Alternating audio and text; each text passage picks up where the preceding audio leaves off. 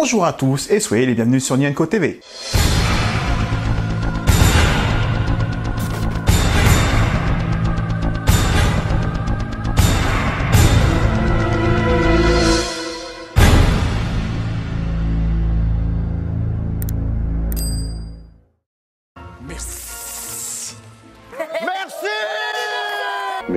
Merci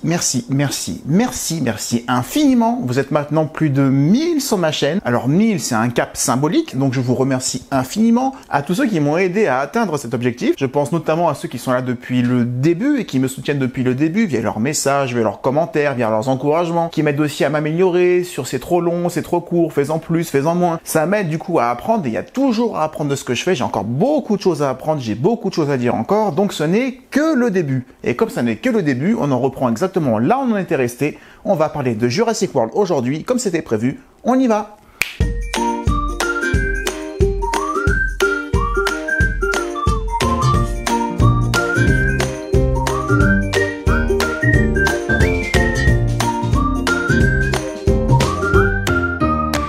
Soyez les bienvenus sur les sagas du cinéma, la partie de ma chaîne sur laquelle je reviens sur toutes ces séries de films du moment qu'il y en a eu au minimum 3. Et donc on continue la saga des Jurassic Park après le 1, le 2 et le 3 qu'on a fait tous ensemble. On va attaquer Jurassic World aujourd'hui et d'ailleurs j'ai changé d'avis. Il y aura une vidéo sur Jurassic World 2 à part, mais pas la semaine prochaine, un peu plus tard parce que j'en ai un petit peu marre des dinosaures. Et on parlera de tout à fait autre chose la semaine prochaine. Donc aujourd'hui nous allons parler de Jurassic World.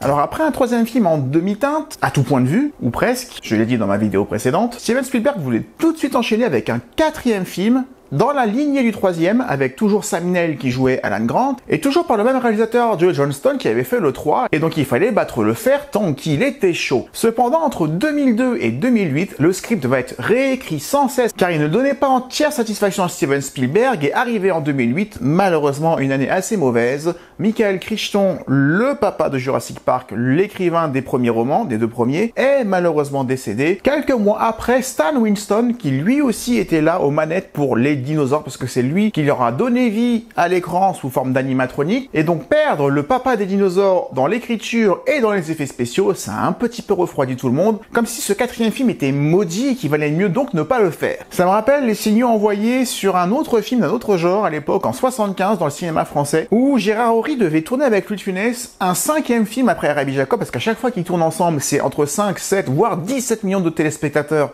Donc on est sûr que quand ils tournent ensemble, il va forcément se passer quelque chose, et ils avaient prévu en 75 de tourner un film qui s'appelait Le Crocodile. Sauf que Louis de Funès en mars 75 va faire un infarctus, même un double infarctus, et que du coup il ne veut plus tourner des films aussi exigeants physiquement que lui impose Gérard Horry. Donc Gérard Horry va laisser tomber, il va demander en 77 à un autre acteur, Peter Sellers, de jouer le rôle de Louis de Funès, celui qu'il aurait dû jouer, et lui aussi il va avoir une attaque cardiaque. Il va encore se dire, allez, je vais jouer avec Louis, on va essayer de réécrire le rôle dans les années 80 pour qu'il puisse jouer, et en 83, Louis de Funès décède d'un nouvel infarctus. Au bout d'un moment, Gérard Horry et sa fille Diane Thompson ont dit « Laisse tomber, c'est un film maudit qu'on n'aurait jamais dû faire ». C'est pareil pour ce Jurassic Park 4, il partait très mal, jusqu'à ce qu'on change complètement d'idée, on va dire au début des années 2010. Je suis très fière que vous fassiez ce voyage. Vous allez vous éclater. Et n'oubliez pas, si quelque chose vous prend en chasse, courez. En 2011, plus exactement, il a été envisagé de faire carrément une nouvelle trilogie, donc un nouveau point de départ et pas une simple suite au numéro 3. On était à cette époque-là dans la mode des suites remake, c'est-à-dire des films qui font suite en général au tout premier, qui peut être vu comme une suite parce qu'il reprend parfois les personnages ou parfois le scénario du premier film, sauf qu'il les change, il les transpose dans une autre époque, avec d'autres personnages, ou alors les jeunes du premier deviennent les anciens du dernier, et ça permet au public nouveau de complètement redécouvrir un film, et à ceux qui ont vu les premiers, de regarder une suite. Comme ça, tu contentes tout le monde. C'est ce qu'on a fait dans Creed. Creed s'appelle pas Rocky 7, ça s'appelle Creed, puis Creed 2, et c'est une très très bonne suite remake. On a fait pareil de façon un peu moins réussie selon moi avec Halloween 2018. Le film s'appelle pas Halloween 11, ni même Halloween 2, il s'appelle Halloween tout court. parce qu'il raconte la même histoire que dans le premier, mais avec l'héroïne du premier qui du coup, cette fois-ci, est la grand-mère, et c'est sa fille et sa petite-fille qui vont vivre la même histoire qu'elle a vécue dans le premier. Donc tu peux regarder ces films-là de façon soit indépendante, soit en tant que suite à l'original. Star Wars 7 l'a fait aussi, sauf que Star Wars 7 s'appelle Star Wars 7. Et si Star Wars 7 s'était juste appelé Star Wars, on aurait compris que du coup on allait revoir la même histoire avec peut-être des personnages différents, sans Luke, sans Leia et sans Solo, et ça aurait été d'un seul coup, en tout cas pour le 7e, bien meilleur. Et ce qui est marrant, c'est que Jurassic World et Star Wars 7 sont sortis dans le même intervalle de temps. Ce sont deux films à avoir passé le milliard de recettes très rapidement. Et beaucoup de monde ont apprécié Star Wars 7 à l'époque, et beaucoup de monde n'ont pas apprécié Jurassic World. Oh, come on. Oui, je m'interroge complètement du pourquoi, du comment. Beaucoup disaient que Star Wars 7 c'était bien parce que c'était comme le 4, et beaucoup de monde ont dit que Jurassic World c'était nul parce que c'était comme le 1. Allez savoir.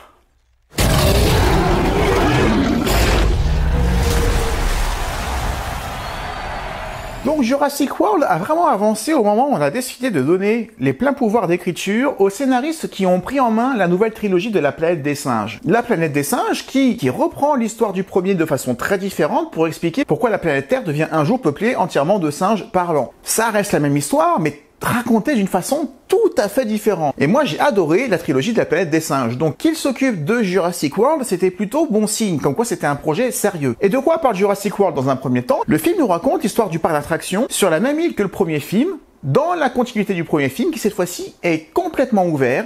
Il est ouvert depuis des années, il fonctionne très bien, il est sous contrôle, il est sécurisé. Il n'y a aucun problème avec les visiteurs, il n'y a aucun problème de sécurité. C'est carrément même le parc tel que je l'imaginais. Et j'ai adoré d'ailleurs voir ça dans la première partie du film. Le parc est gigantesque, il y a plein de manèges partout, à dos de petits dinosaures. Il y a des balades sur des rivières dans des petits bateaux avec les dinosaures qui sont en train de manger de l'herbe à côté. Mais dans l'année où commence le film, on est en train de se dire que le parc il est un peu en perte de vitesse parce que le public commence à se désintéresser des dinosaures en général. Pour eux, c'est comme les animaux que tu vas voir au zoo. Donc le public est majoritairement blasé. Et ça, c'est une partie du film que j'ai énormément aimé, et c'est le film qui va carrément jouer là-dessus. C'est un blockbuster qui va critiquer les blockbusters, parce qu'il y a un parallélisme intelligent entre le public du parc qui ne s'étonne plus de rien dans le parc et le public du film qui va voir des films toujours plus en plus impressionnants et de plus en plus incohérents parce qu'il en demande toujours plus pour être piégé, parce qu'on se lasse très vite. Je trouve ça super intelligent dans l'écriture d'avoir cette double lecture, et vu qu'il n'y a plus rien de surprenant à les côtoyer, en témoignent ces ados qui sont plus à regarder leur portable qu'à regarder les dinosaures qui sont à côté,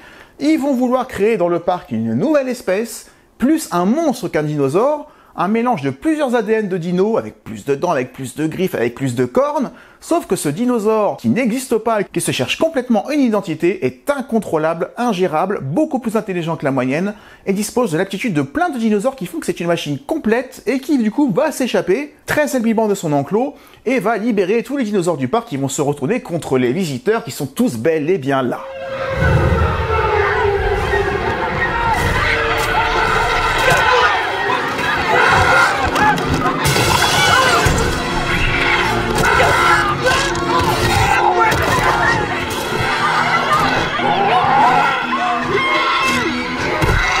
Je me demande encore comment certains ont pu ne pas aimer ce film, tellement c'est le film, c'est peut-être un mini défaut, mais le film qu'on voulait voir.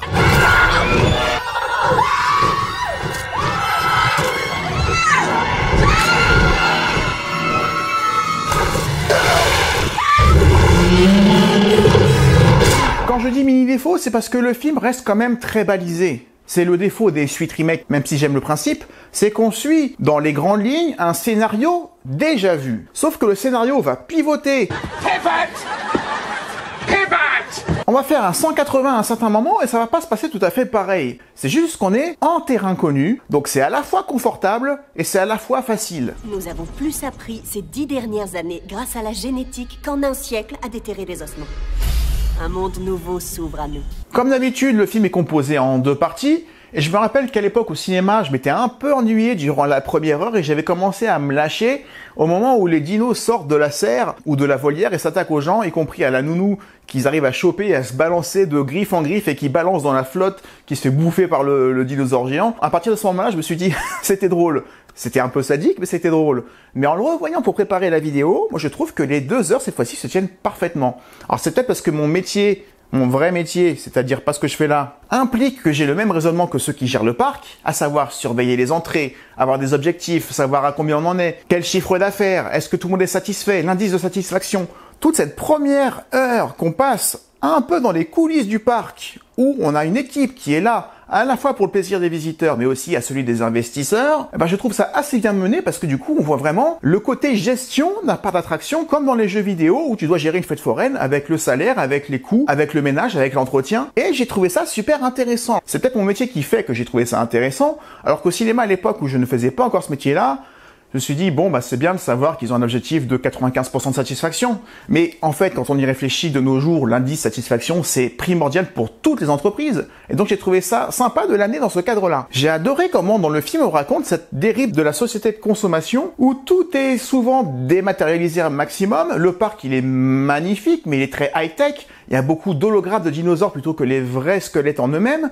Tu peux carrément regarder sur des écrans tactiles tout ce que tu veux, sans aucun charme de l'ancien, on va dire, où tu regardes des pupitres qui ne bougent pas. Donc tu as vraiment un côté très très moderne dans la technologie utilisée, très froide aussi, mais très fonctionnelle parce que ça marche très bien jusqu'à ce qu'il y ait quelque chose qui enraye, jusqu'à ce qu'il y ait un grain de sable qui enraye toute la machine. Et au passage, visuellement, c'est absolument impressionnant. Et les hommages au premier film, ils pleuvent littéralement. Donc quand tu aimes beaucoup le premier film comme moi et que tu adores le premier film comme beaucoup de monde, parce que je l'aime beaucoup mais je ne l'adore pas, j'en avais parlé, c'est génial de voir le plan de la porte du parc mais qui cette fois-ci s'ouvre, mais tu es en bateau cette fois-ci, donc c'est pas en voiture comme avant.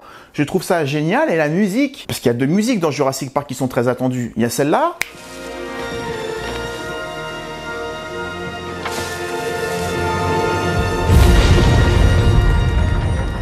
et il y a celle-là.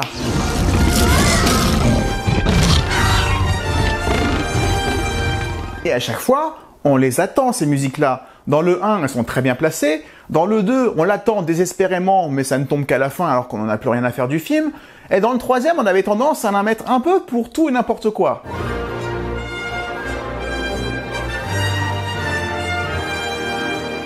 Alors que là, la musique qu'on aime beaucoup, elle arrive au moment où les gosses arrivent dans leur chambre d'hôtel, ouvrent les volets avec la grande vue sur le parc dans son ensemble. J'ai trouvé que la musique était super bien casée.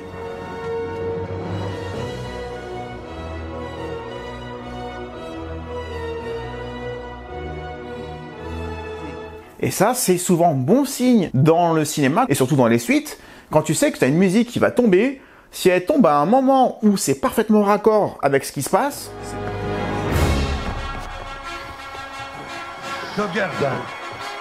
c'est bien mieux que mettre la musique pour mettre la musique à un moment où il n'y a rien à voir, comme dans le 3. La première heure, du coup, permet de bien poser le cadre. On a ces deux gosses, le petit qui fait penser à Tim dans le premier film, qui adore les dinosaures et qui connaît déjà le parc par cœur, et le grand qui est toujours sur son portable et qui regarde les filles, et qui se désintéresse complètement des dinosaures. C'est le grand frère, il est là pour surveiller le petit frère, mais il en a un petit peu rien à faire de ce qui se passe. Et puis on a notre couple, Owen et Claire. Alors, c'est peut-être là la seule limite de ce film pour moi, c'est que les personnages adultes, je les apprécie pas spécialement. Ils sont cohérents, ils sont bien amenés, ils sont pas attachants. Mais cette relation du mec de la nature qui dresse les animaux pour le service de la patronne femme d'affaires, ça m'a fait penser à Peur Bleue, où t'as un dresseur de requins qui est là pour que les requins soient dociles, pour que la scientifique femme puisse faire ses expériences, sauf que les requins vont être modifiés génétiquement et devenir beaucoup plus intelligents, et les requins vont se retourner contre leur créateur et contre leur éducateur.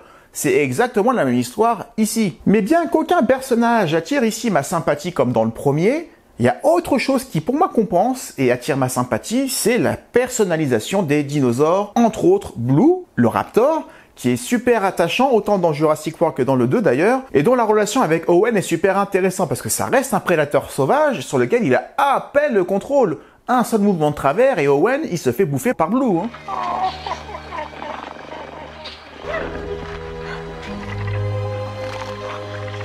Là, on est vraiment très attendri à la fois par Blue, et puis il y a aussi tous ces dinosaures que le nouveau dino va sacrifier, parce que ce nouveau dinosaure tue, mais ne chasse pas, il tue pour le plaisir, et tous ces dinosaures dans la grande plaine, tous les dinosaures herbivores qui va égorger, éventrer, qui sont en train de mourir et d'attendre de mourir,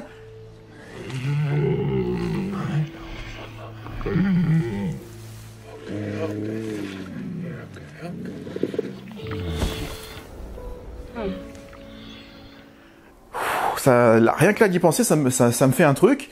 Mais j'ai vachement adoré ressentir de la compassion pour ces animaux que je ne ressens que très peu dans les premiers. L'évasion du nouveau dinosaure, l'Indominus Rex, est aussi super bien foutue parce que du coup, il combine les aptitudes de certains serpents pour refroidir sa température, il peut aussi se camoufler pour ne pas être très visible, et il a l'intelligence de laisser sa marque de sa griffe près de la barrière pour faire croire qu'il a sauté, juste pour que les mecs puissent rentrer dans l'enclos, ouvrir la porte pour être sûr qu'il est bien sorti, et filer, non sans avoir bouffé un certain nombre de personnes. Et d'ailleurs, la fuite d'Owen sous la voiture, quand il se met un peu d'huile sur lui pour essayer d'échapper au sens du nouveau dinosaure, je trouve ça aussi super bien fait. À chaque fois, t'as des petites trouvailles, des petites idées super ingénieuses dans ce film. À chaque seconde, il se passe quelque chose à l'écran. Et comme je le disais tout à l'heure, le fait qu'on puisse comprendre tous les points de vue dans ce film parce qu'ils sont assez bien introduits, tu comprends le dilemme du est-ce qu'on essaie de maîtriser ce dinosaure avant qu'il arrive dans le parc, ou est-ce qu'on alerte tout le monde, on fait fuir tout le monde et on perd les visiteurs et limite on ferme le parc parce que personne ne reviendra jamais? Tu te poses forcément la question dans un parc qui tourne bien.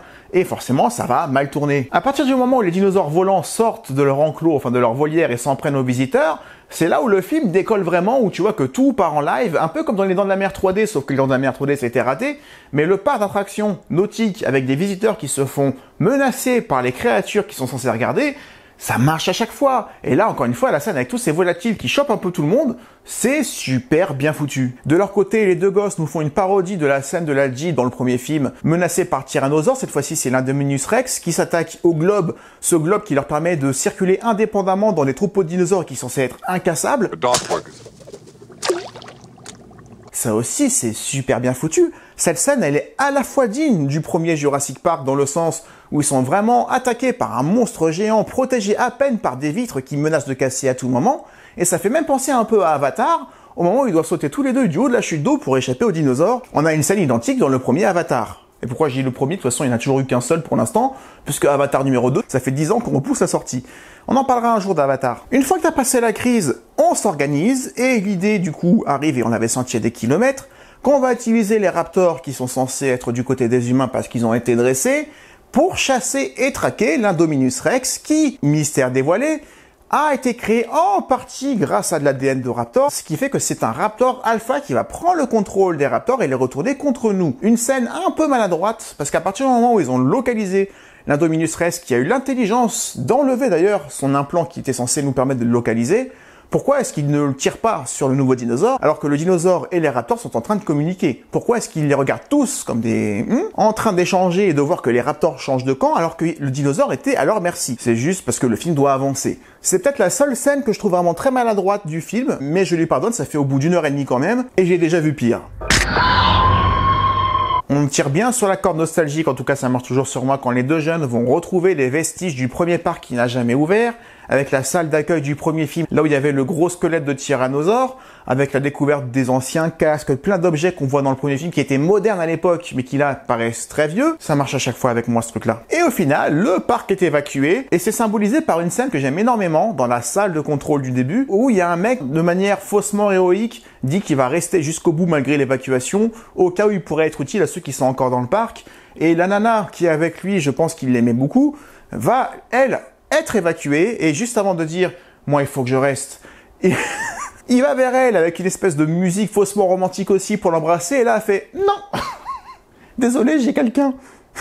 Et puis du coup, le gros vent, un des plus gros vents du cinéma, à un moment où n'importe quel film aurait fait une scène romantique qui sert à rien parce que ces personnages-là on s'en moque, mais le fait qu'ils se prennent un vent, mais qu'ils restent quand même là où il est, j'ai trouvé ça très marrant et très bien trouvé. Ça fait du bien de sortir des clichés de temps en temps. Et on arrive dans la dernière partie avec le duel entre l'Indominus Rex et les Raptors, qui ont finalement encore changé de camp, sauf que le combat est inégal. Le duel où tu sors le Tyrannosaure de son enclos, et du coup on a la créature emblématique de l'original qui va combattre le monstre du nouveau film. Un combat très attendu que beaucoup de monde voulait voir dans le 3. Sauf que maintenant qu'on voit ce combat dans le 4, finalement celui du 3 est un peu réhabilité, j'en avais parlé.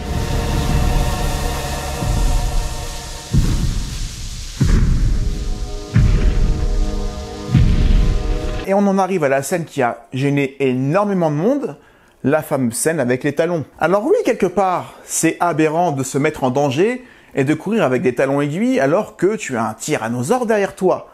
D'un autre côté, moi ça ne m'a pas choqué, pourquoi? Parce que la nana a été introduite dès le début comme étant une femme d'affaires qui se moque de ses neveux et de leur existence et de leur âge. Et comme son parc va partir un peu en sucette, elle décide d'aller sur le terrain, non sans remettre en question sa féminité et sa façon de voir les choses. Donc la scène des talons, c'est la scène qui montre qu'elle ne s'adapte pas à son environnement et qu'elle assume son statut et qu'elle gère parfaitement les talons parce que courir avec ça, c'est très très compliqué. Mais elle a aucun doute sur son aptitude à y arriver. Certes, tout le monde a rigolé en voyant ça, mais je trouve que ça colle au personnage qui ne s'est pas transformé en Lara Croft parce qu'elle s'est retrouvée dans une jungle avec des dinos. Et finalement, l'alliance des raptors, du tyrannosaure et du dinosaure aquatique, parce qu'il va falloir tout ce monde-là pour arriver à bout de ce monstre, c'est une scène que je trouve super réussie, surtout que je trouve très touchante, la scène, encore une fois, où Blue, mon petit chouchou, dit au revoir à son maître en disant « Va-t'en avec tes copains, on ne les touchera pas. » Et puis...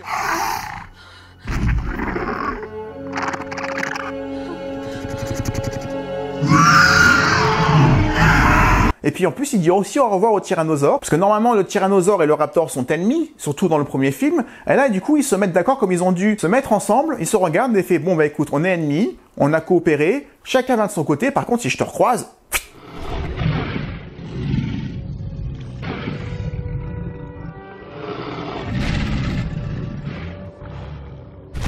J'ai trouvé ça super bien foutu de voir ces dinosaures communiquer. Évidemment, ils ne parlent pas, mais tu comprends parfaitement ce qu'ils essaient de faire passer. Le seul défaut du film, encore une fois pour moi, c'est que les personnages adultes n'ont pas le charisme et le charme des personnages du premier film. Mais il y a d'autres choses que je ne voyais pas dans le premier, qui sont là et qui font que ce film est la digne suite du premier. C'est la meilleure suite, bien mieux que le 2, bien mieux que le 3, et bien mieux aussi que Jurassic World 2 dont on parlera une autre fois.